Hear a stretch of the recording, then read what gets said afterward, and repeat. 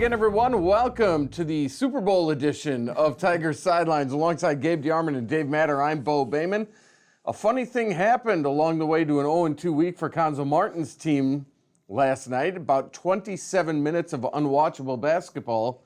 But then the final 13 minutes, they turn it on and Georgia falls apart. And hey, it's a 1-1 week. I think it depends on who you're describing as unwatchable, because there were 40 minutes of unwatchable basketball. It was just 27 from Missouri and 13 from Georgia. And on Saturday, they go to West Virginia and really get housed. It's a 21-0 run, and it's a tight game for a little bit, and then it's just over. Yeah, I said going in, I think this is the biggest mismatch in the Big 12 SEC Challenge, just based on how both teams are playing. And then they hung around for a half, and I was there, and I felt like, I don't think West Virginia is like trying very hard. Like, they don't seem to be like, this is not the team that's ranked number 9 or 10 or whatever they are in the country. And then they showed up in the second half, and it was lights out for the Tigers. And when it's a 21-0 run, they couldn't stop it. Missouri had no answer. They were turning the ball over. I mean, they didn't have many chances to stop the run because of the turnovers and just the fouls and all that. Well, and I mean, I looked at the box score like 4 times to make sure before I said this that it was actually true.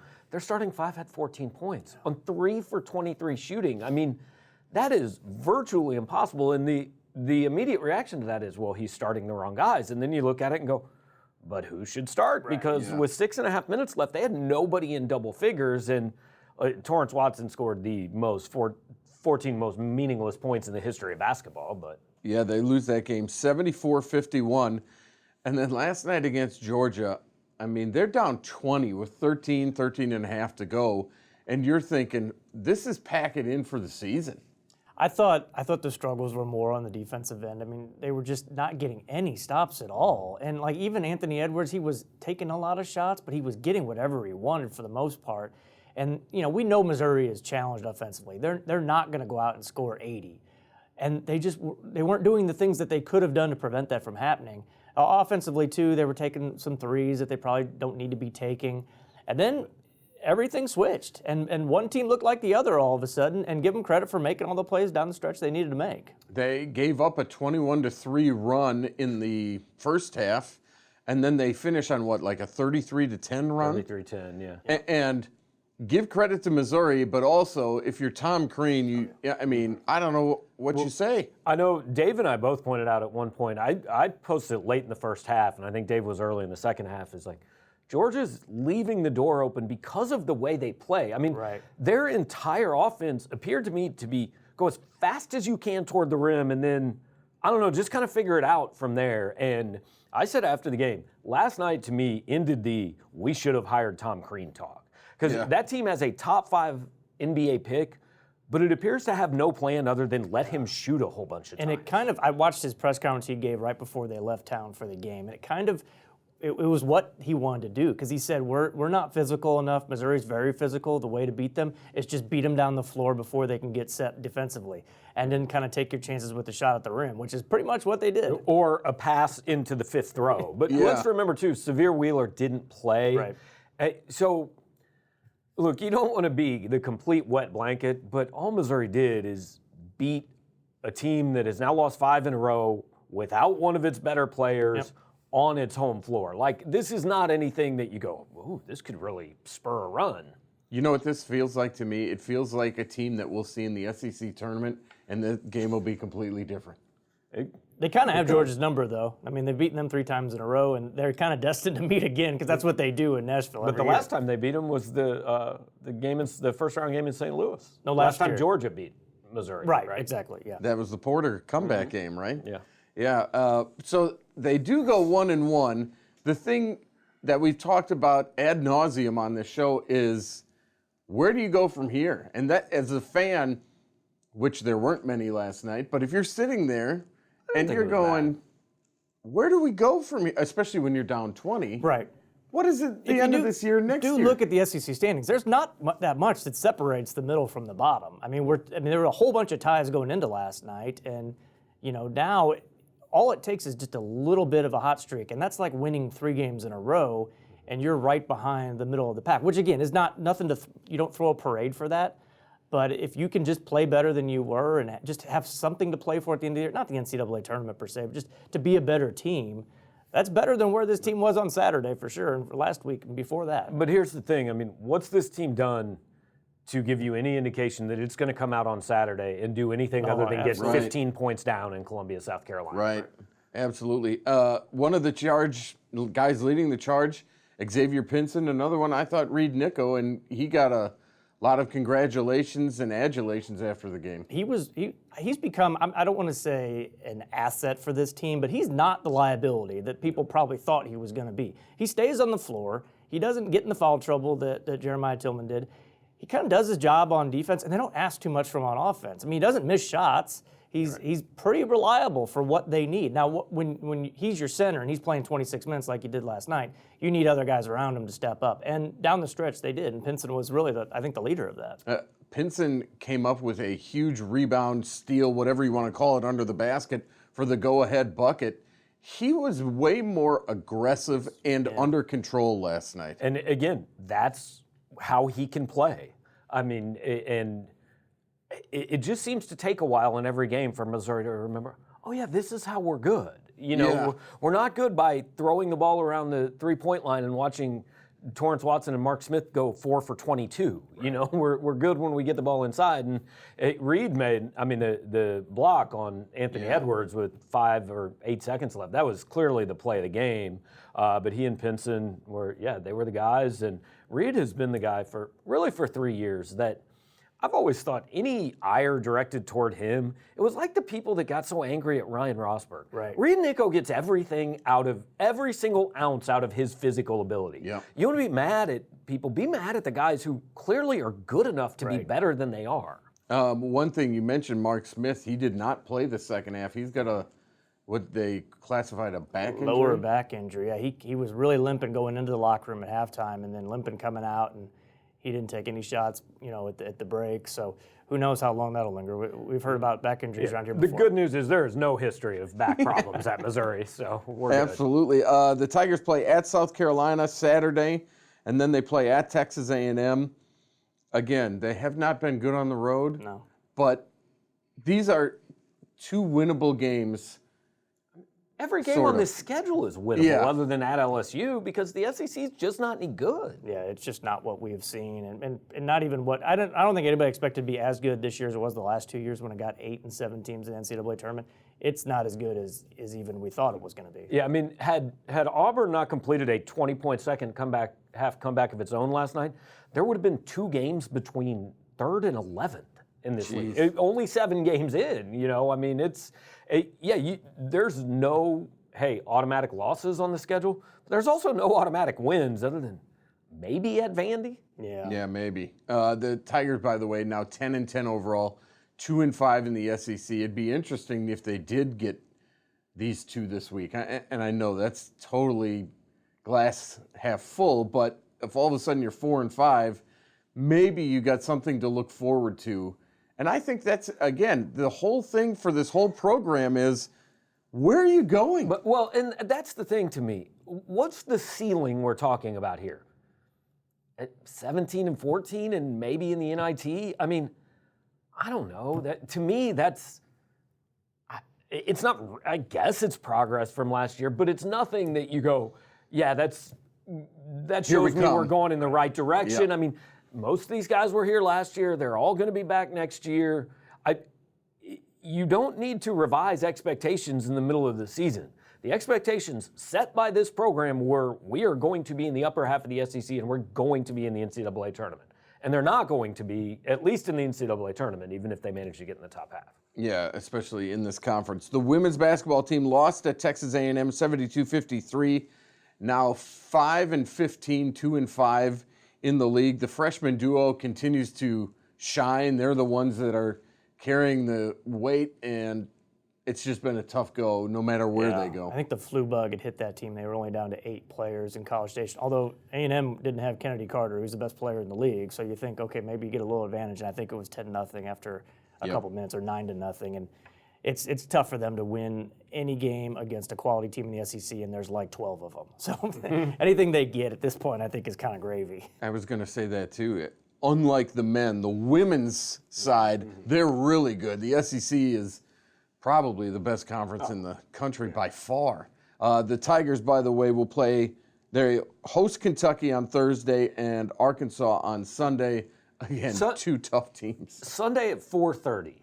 Can you believe that? Over under number of fans at that game more than the number of fans in this or people in this studio right now. So the diehards, they will be there, and that's about it. And I know that they looked into moving that. They tried to move it, and I just don't think because of TV they were able to do it. People having to travel. Yeah, but yeah. That'll be a ratings bonanza, I bet. Unbelievable when the Chiefs are playing about an hour later. All right, let's take a break. When we come back, we'll get to your tweets. We will check the tweet machine on Tiger Sidelines when we return on MC22.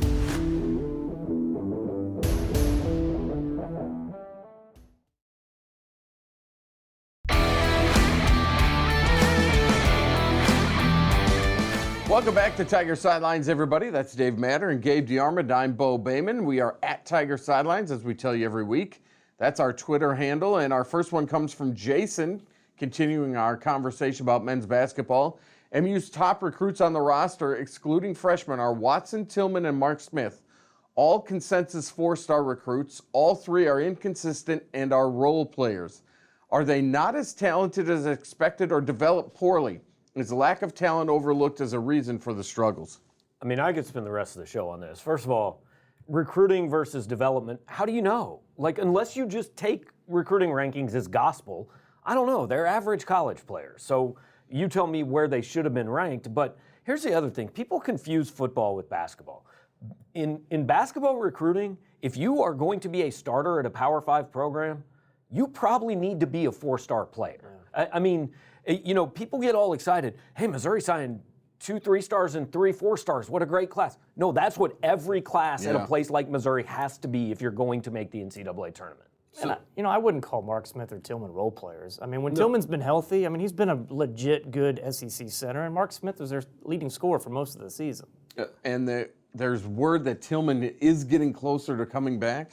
Who knows? That's what Mike Kelly said on the when I see broadcast it. last night. He said it might be available Saturday against South Carolina. Again, believe it when you see it. If the season continues going badly, then will we see players transfer, including players who get a lot of playing time? I mean, I don't know why you leave if you get a lot of playing time. I think it's fair to wonder kind of Trey Jackson. I mean, he's not getting out there a lot, but he seems on the bench. He seems engaged. He seems happy, you know, and who knows? I mean, the guys who already have transferred can't transfer. Mark Smith's not going anywhere, and Drew Smith's not going anywhere, and guys who are going to be seniors aren't going anywhere. I mean, they might leave and not want to play college basketball anymore, like a Jeremiah Tillman, but they're not going anywhere. And, you know, people freaked out last year when Pinson's playing time was up and down. I talked to him a long time about this a couple of weeks ago, and it's like, yeah, that's what happens sometimes. You're freshman, you make mistakes. So I think everyone just freaks out so much when a guy doesn't play a lot of minutes. But guess what? Players transfer in college basketball. It happens. And we've spent all year saying these players aren't as good as we thought they were.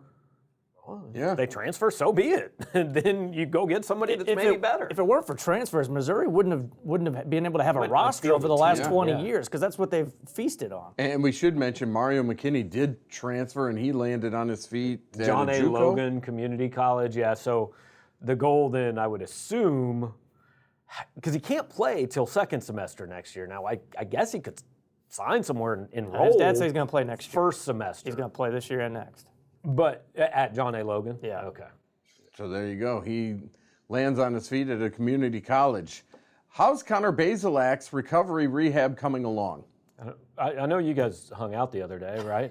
He did sit behind the media at the Texas A&M basketball game. Looked great to me.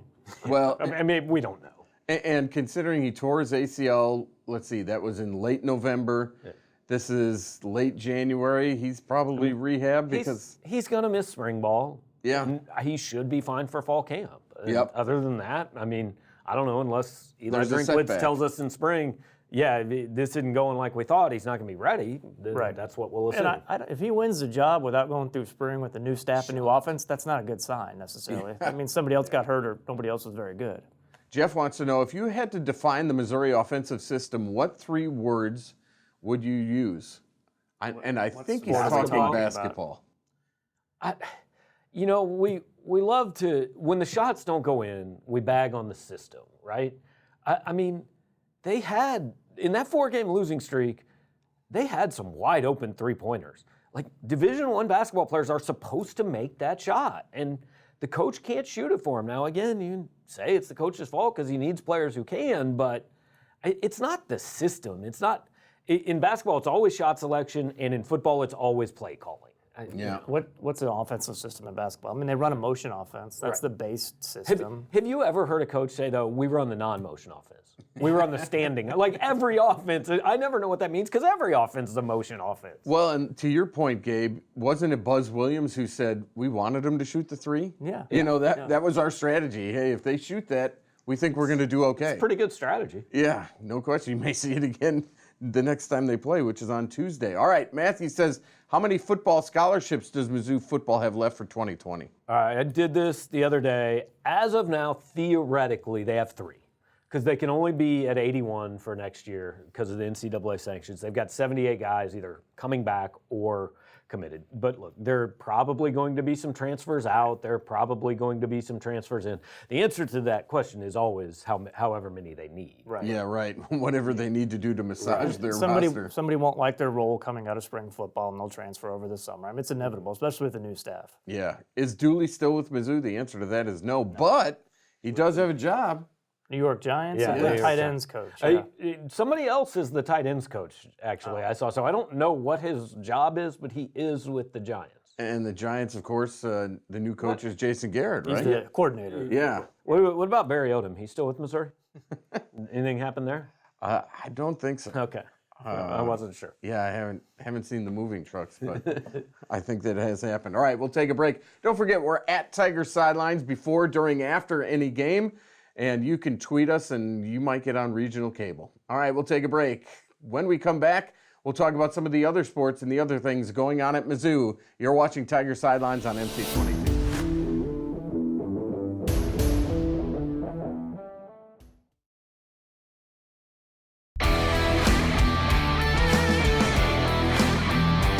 Welcome back to Tiger Sidelines. Dave, Gabe, and Bo here for you. Let's talk a little bit about Coach Drinkwitz and his recruiting going on.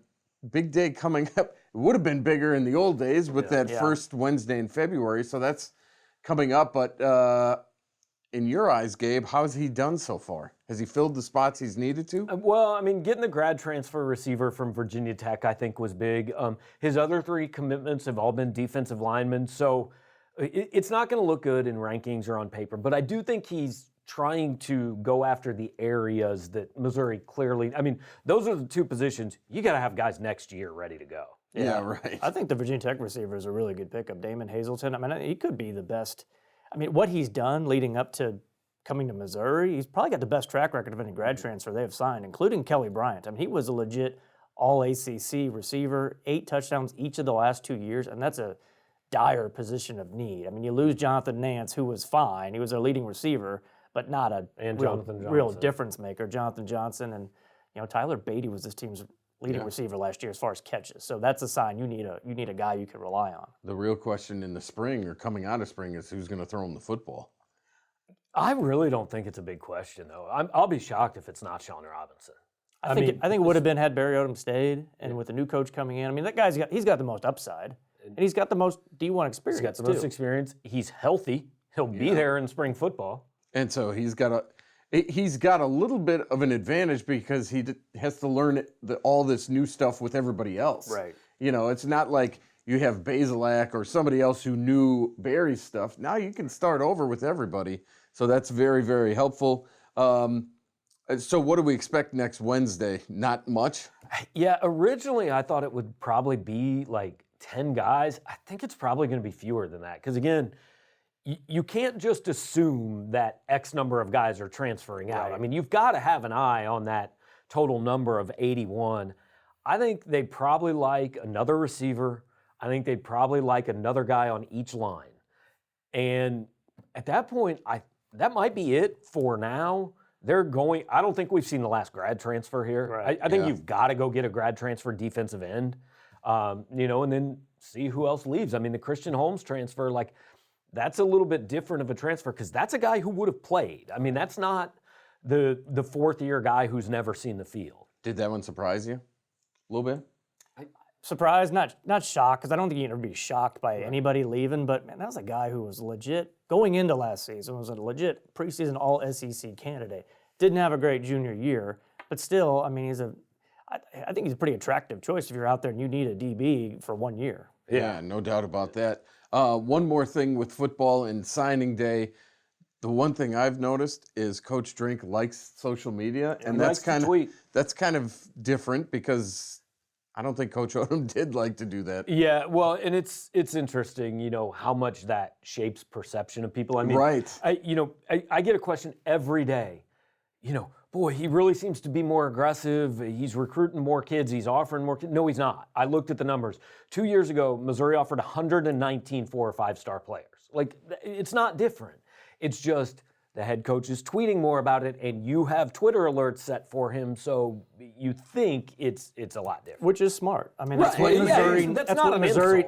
That's what Missouri needs to do. They need to sell this thing. They need to, if they're not giving them access to the media, which they're really not, then at least give the impression to your fans that they're working and they're doing something, and they've done a really good job of doing that. They have to play the game, no doubt about it. The 24th ranked wrestling team clinched their 9th consecutive conference championship, their 8th MAC championship in a row. Doubleheader sweep against Northern Illinois and Cleveland State. Tigers are 10-5. They're 7-0 in the MAC.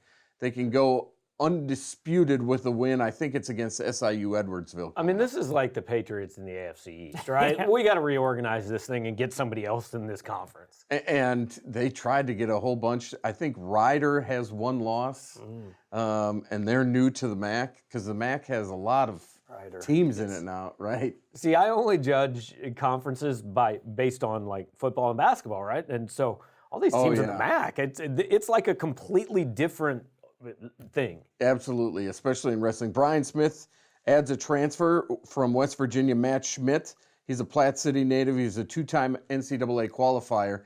And as we expect the Missouri wrestling team to be good every year and how this is a down year, they're loading up for next year. I mean, I think they're going to be good. They have Mahler, they have Jake Hughes, they have this Schmidt kid, they have Zach Elam coming back, and Zach Elam's brother is coming in at like 197. So I think that their future looks good, and this was just a retooling year. I think they'll be okay. I think if anybody has earned the benefit of the doubt at Missouri, it is definitely Brian Smith. I mean, Jaden Ironman transfers out, Matt Schmidt transfers in. It's time to start getting the hot take columns about how transfers are wrecking college wrestling. Yeah, right? No doubt about it. The wrestling team will be at Oklahoma State on Sunday, February 2nd. Freshman Helen Hugh named the SEC Gymnastics Co-Specialist of the Week for the 2nd consecutive week.